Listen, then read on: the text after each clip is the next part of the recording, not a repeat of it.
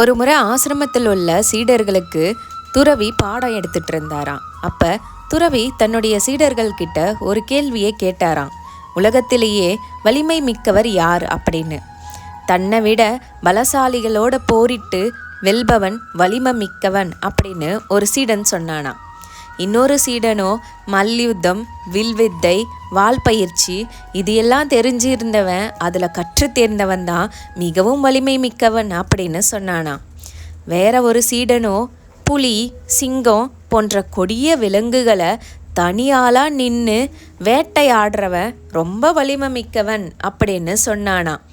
அதற்கு துறவி சிறிய புன்னகையோட சொன்னாராம், இவர்கள் எல்லாரையும் விட வலிமை மிக்கவன் யார் தெரியுமா?